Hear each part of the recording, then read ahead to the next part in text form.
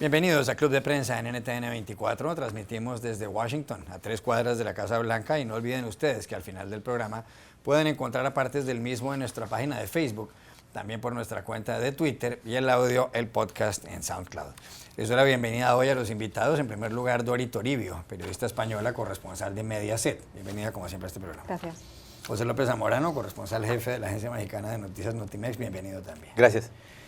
Pues ustedes dos son corresponsales aquí en Washington, y las elecciones presidenciales en este país, que tendrán lugar el 8 de noviembre del año entrante, es decir, dentro de 11 meses, pues ya tienen con los motores muy calientes la campaña presidencial, aunque oficialmente no ha empezado, pero estamos en campaña. En el Partido Republicano hay varios candidatos, varía, a veces son 17, a veces son 10, a veces son 11, pero lo cierto del caso es que el que está encabezando las encuestas es Donald Trump, de quien hemos hablado tanto y tantas veces en esta mesa.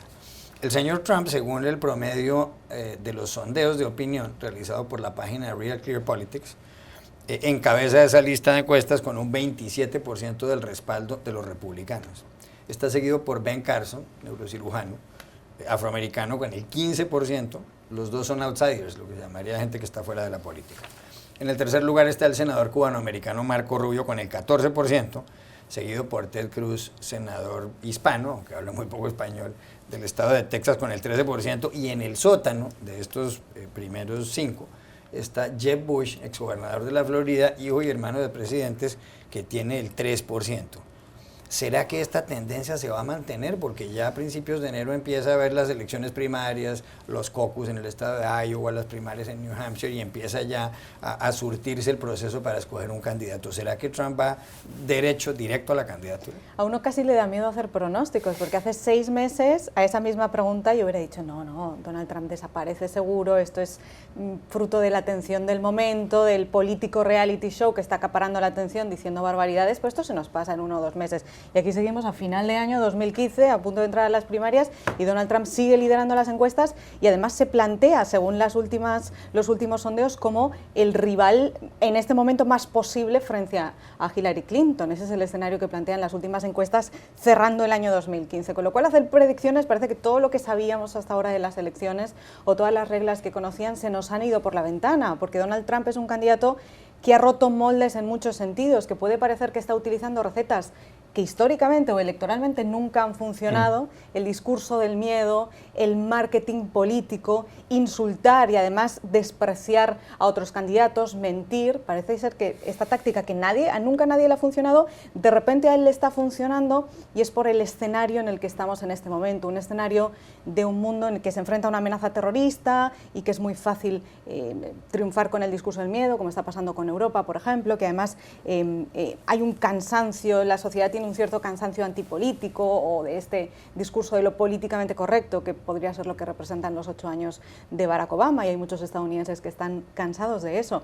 Entonces, siguiendo con esta tendencia, y aunque remarcando que es muy pronto y que hay que tener mucho cuidado con las encuestas cuando es tan pronto, que a estas alturas de 2007, antes de las elecciones de 2008, las encuestas demócratas las ganaba Hillary Clinton y las republicanas las ganaba Giuliani, y luego al final el escenario cambió totalmente. A veces se nos olvida que es muy pronto y que con esto hay que tener cuidado, y que a veces las encuestas fallan, y que en los últimos años en diferentes países del mundo las encuestas siguen fallando, pero aún así es posible que tengamos que empezar a ser más realistas los medios de comunicación, que este escenario quizás sea único, que es verdad que la gente está muy cansada, que es verdad que la gente agradece a alguien que dice la verdad, o que dice que es fresco e independiente, que además tiene una independencia económica que no tienen otros candidatos, y que esto es algo de lo que también sospechan muchos estadounidenses, el papel de los super PACs y de los grandes millonarios en las campañas, y que no conviene subestimar este poder de Donald Trump. Así que es muy posible que nos dé mucho que hablar los próximos meses, porque además él no se va a retirar, él va a seguir adelante mientras tenga dinero, y sabemos que tiene dinero suficiente, así que me temo que nos va a seguir dando que hablar hasta las elecciones de 2016. ¿Será Trump el candidato? Personalmente creo que no. Sé que me estoy jugando aquí mi reputación enfrente de la televisión, ¿no? Pero estoy dispuesto a hacerlo. No, yo creo que no. La única analogía que encuentro para describir el fenómeno Trump es de naturaleza onírica, ¿no? Es como esas pesadillas que tienes, ¿no? Sueños terribles, que tú sabes que estás dormido y que no acabas de poder despertar, ¿no? Y se está prolongando más de lo que todo el mundo hubiera esperado. Coincido con Dori, fue un fenómeno que nadie esperaba que tuviera tanta longevidad, ¿no? Todos esperábamos que sí, bueno, el candidato mediático del momento, por desgracia, tiene un factor a su favor que es el del dinero, ¿no? Y reconocimiento público. Entonces, en la medida que esta sigue siendo una figura controversial, polémica y todo lo que quieras, todas las cosas que ha dicho no vamos a honrarlas nuevamente repitiéndolas, ya se han repetido hasta la saciedad, de alguna manera va a tener cierta presencia. Es el escenario ideal para los demócratas. El hecho de que tengas a un candidato de derecha, radical, inexperto, torpe, sí, puede decir muchas cosas, pero exitoso, es una de las mejores argumentos que tienen los liberales, específicamente los demócratas, y hablemos en concreto de Hillary Clinton, que muy presumiblemente sí va a ganar la nominación demócrata, para vencer de una manera arrolladora, ¿no? Donald Trump no solo ha tocado lo que dijo Dori, las cuerdas más insensibles que pudiera haber tocado, las ha alcanzado y ahora está hablando barbaridades, por ejemplo, del tema de los musulmanes en Estados Unidos, el Islam, sino que ha polarizado a segmentos de la población que está probado estadísticamente, son claves para poder ganar una elección en los Estados Unidos. Específicamente el electorado latino, sabemos ya la cifra tan traída, es realidad. Si no tienes al menos el 40% de ese voto, vas a perder. Si el propio Mitt Romney hubiera ganado todos los votos blancos que no votaron por él, y votaron bastantes, no hubiera ganado la elección porque el peso abrumador de las minorías étnicas es significativo en las elecciones. Entonces, prácticamente no hay una posibilidad estadística de que un candidato con el perfil de Trump gane, a menos que después, teóricamente, de ganar la nominación, haga un movimiento, un viraje de 360 grados y se vaya al centro político que nadie le va a creer, lo van a tachar de hipócrita, es improbable. Yo pienso que la figura que me parece que tiene posibilidades de estar subiendo, y está subiendo, es Marco Rubio. Cuando tú ves los niveles de popularidad que tienen sus posiciones, en contraste con su reconocimiento público, son mucho más acercadas a ese centro de republicano, conservador, moderado, que podría ser clave en las elecciones. Pero no debería Rubio contradecir a Trump cuando Trump, por ejemplo, ofende a los hispanos, siendo Rubio un hispano. Lo que pasa es que caer en el juego de la confrontación con Trump, ya nos dimos cuenta que no es nada positivo. Porque Trump, exacto, Trump tiene para empezar todo un altoparlante mediático, ¿no? Que es casi imposible de rebasar. Tiene la capacidad de dar una entrevista y que sea recibido por cualquier medio, lo vimos el fin de semana en los talk shows dominicales, de cualquier cantidad, su cuenta de Twitter, su presencia mediática, puede convocar una rueda de prensa y opacarte. Yo creo que hace muy bien Marco Rubio en no contestar al tete-a-tete a Donald Trump, porque básicamente está mandando el mensaje de yo soy un candidato serio, que va a hablar de los problemas que tenemos, de la seguridad nacional, puedes o no estar de acuerdo con él, de la política exterior, de la migración, de la crisis económica y la deuda pública, etcétera, en contraste con lo que está haciendo Trump, que básicamente está convirtiendo las elecciones en un circo. En cualquier caso, Marco Rubio no es precisamente el candidato que más defiende a los hispanos. No lo ha sido nunca, pese a que es el hispano, que es esta gran contradicción que siempre se dice tanto de Ted Cruz como de Marco Rubio.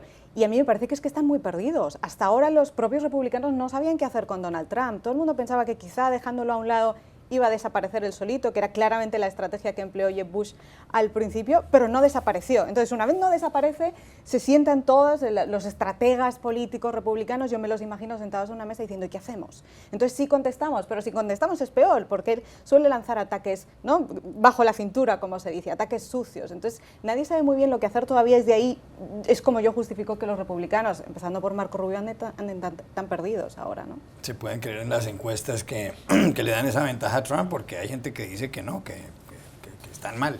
Creo que hay una distorsión en el tema estadístico, y el periódico The Guardian sacó un reportaje, creo que es una lectura obligada en esta temporada electoral, este fin de semana, muy interesante. Justamente muestra cómo los cambios metodológicos, por ejemplo, en el hecho de que las firmas de opinión pública recogen ahora la opinión de personas que solamente tienen un teléfono en casa, y cada vez son menos, ¿no?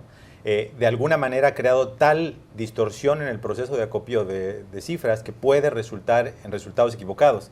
Tienes, por ejemplo, el fiasco, el avergonzamiento público que cometió uno de los íconos de las firmas de opinión pública en Estados Unidos, que fue la firma Gallup en el 2012, que básicamente le dio la victoria electoral a Mitt Romney. Pobre Romney, ya había escrito su discurso de aceptación de la victoria, ¿no? Sí.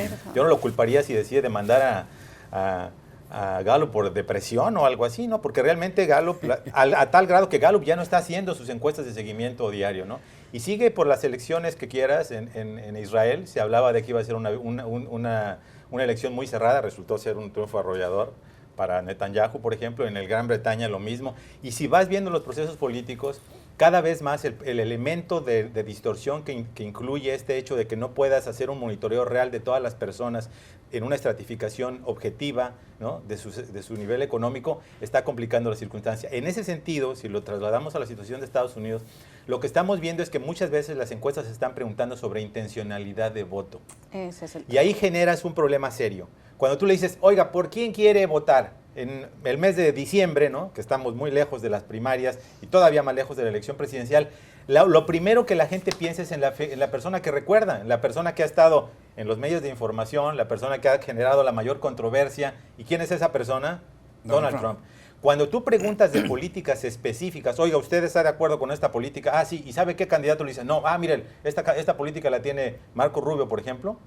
Tienden a irse a otros candidatos. De hecho, Marco Rubio, retomando el tema, tiene mejor nivel favorable de opinión en los temas específicos de la agenda nacional que Donald Trump. Es decir, Marco Rubio es el candidato de la mayoría de los conservadores, pero ellos no lo saben, porque ellos están yendo con lo que les está vendiendo el circo mediático, claro, como dice Dori, lo está vendiendo Trump. Entonces yo creo que ese elemento puede estarnos dando en este momento una sobrerepresentación de la popularidad real de Trump. Hay un artículo del diario The New York Times que dice que Trump emplea una retórica como de los regímenes totalitarios, como de los fascistas, porque siempre habla de nosotros y ellos, de we and they.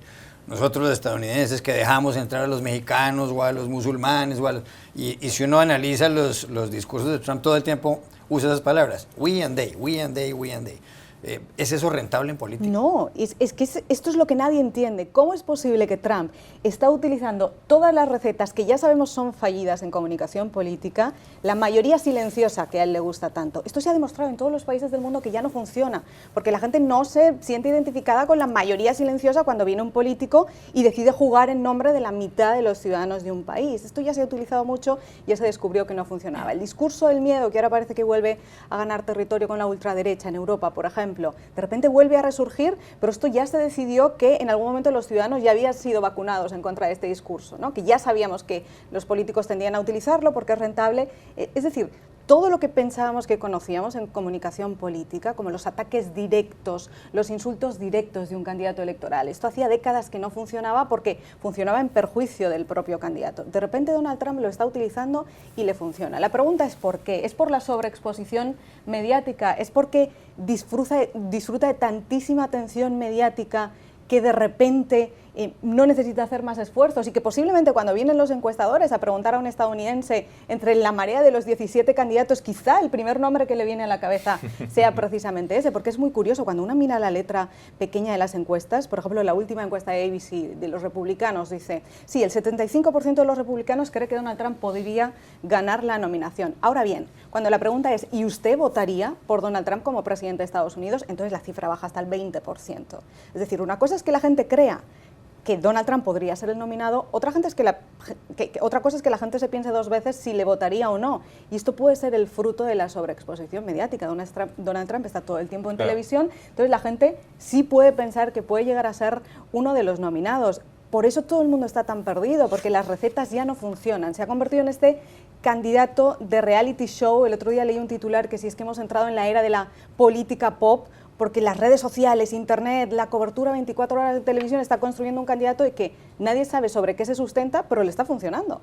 Bueno, un hecho real es que, por ejemplo, de las cosas que ha inventado, como por ejemplo, creo que la más seria es la idea de que había musulmanes celebrando desde Nueva Jersey la caída de las Torres Gemelas de Nueva York. 11 de septiembre. Lo que ha dicho y cómo le ha dado seguimiento en su narrativa, eso es una copia exacta de la teoría de Joseph Goebbels, de que tienes que repetir una mentira suficiente número de veces hasta convertirla en verdad.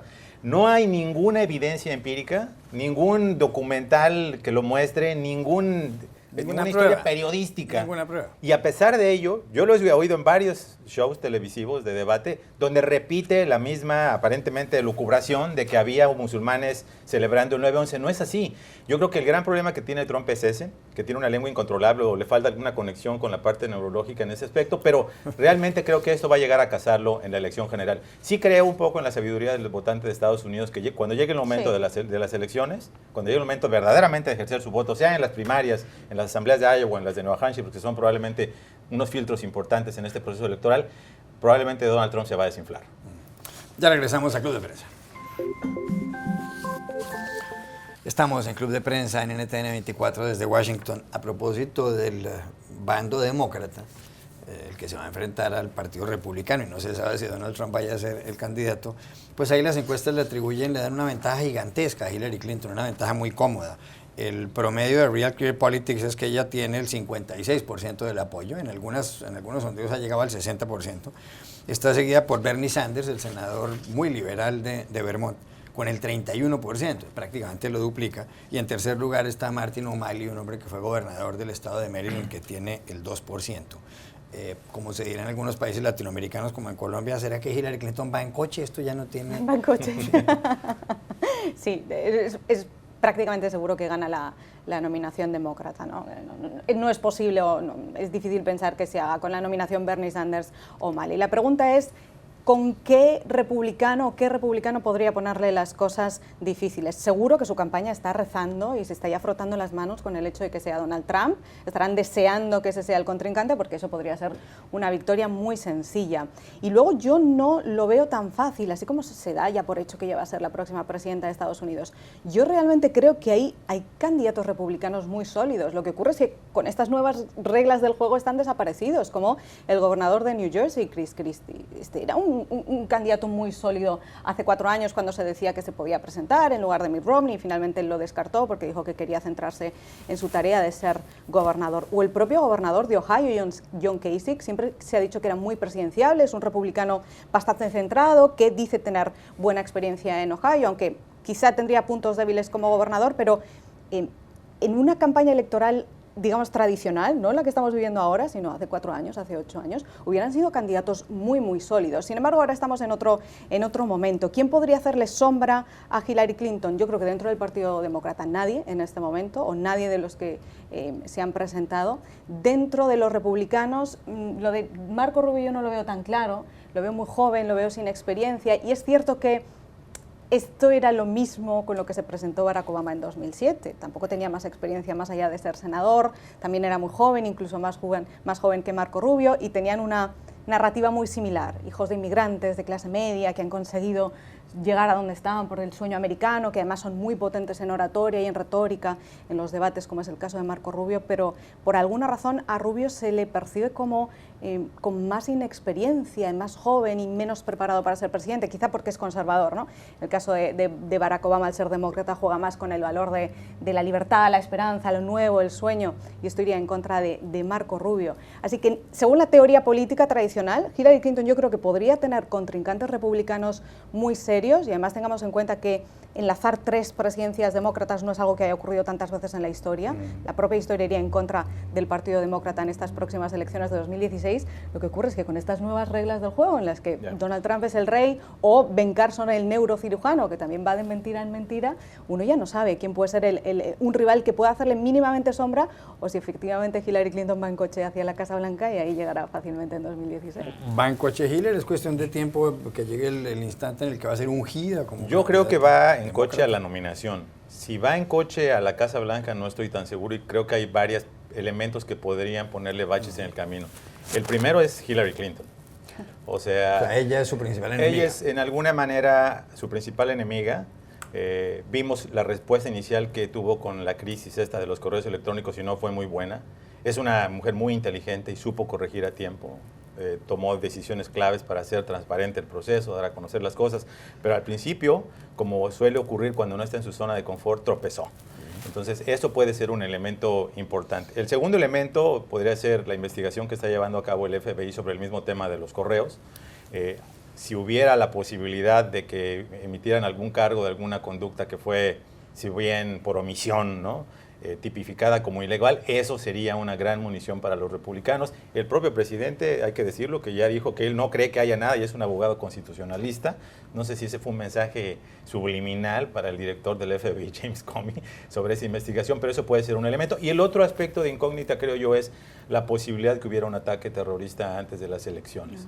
Creo que esa circunstancia per se arrojaría en muy mala luz a los demócratas, porque casi universalmente son reconocidos como que no han conducido la guerra contra el terrorismo con la severidad se merecería, ¿no? Entonces, esta parte que está siendo explotada por los conservadores de que están conduciendo una guerra políticamente correcta, como esto de avisar a los choferes del Estado Islámico que, ojo, les vamos a mandar unas bombas, por favor salgan de sus camiones, ¿no? Que es un aspecto emblemático de esa, encapsula, ¿no? Esa visión de cómo conducir una guerra.